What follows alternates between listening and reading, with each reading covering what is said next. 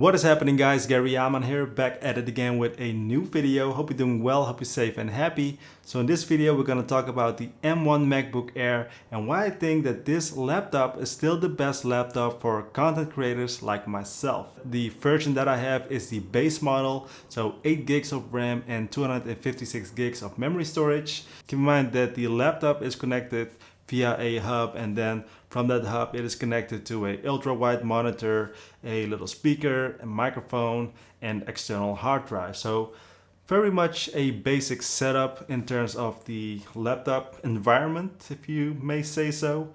But in general, this is all I need, right? So if you are like me and you have a Sony a7 III and you just take photos, you create photo content, then the M1 MacBook Air is basically all you need. If you are like me and just use Lightroom and Luminar for most of your work to edit your photos on, then this is all you need. So the M1 MacBook Air just flies through those files easily, smooth as butter, without any real hesitations. But keep in mind, if you are using Photoshop, for instance, and you use a lot of layers, but also you are somebody that creates titles and stuff like that, then you have to keep in mind that the M1 MacBook Air does not have the graphical power to do that, right?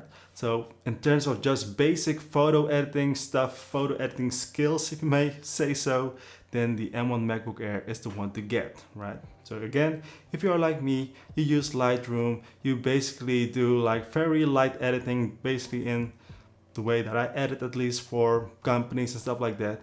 This is all you need and you're good to go. But on the other end of the spectrum, if you are like me and you create a lot of video content, the M1 MacBook Air is still one of the best laptops, especially if you use a camera like myself, the Sony a7 III, or even a GoPro or an iPhone, or even a DJI Mini 2, then this is basically all you need.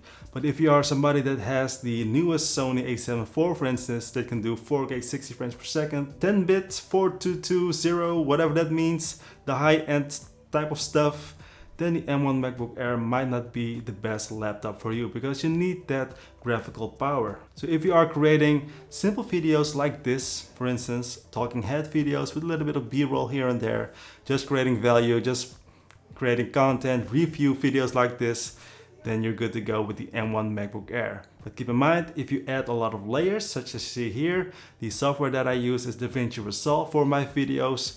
It is in 4K, by the way, and also in a log profile. But if I add a lot of titles or extra effects, then you can definitely see that the M1 MacBook Air lacks the graphical power.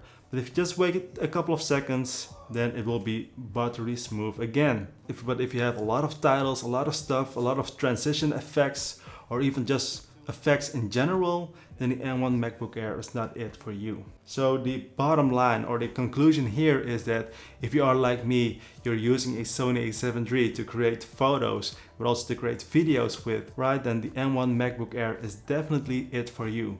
But if you are somebody that is doing a lot of like graphical stuff that needs a lot of graphical power, the M1 MacBook Air is definitely not it for you, right? So that's why I think for most people, maybe for beginner content creators, the M1 MacBook Air is still one of the best, if not the best, laptop for content creators, right? As always, stay safe, stay healthy, subscribe to the channel if not already. If you got any questions, let me know in the comment section down below, and I'll be seeing you in the next one. Good luck.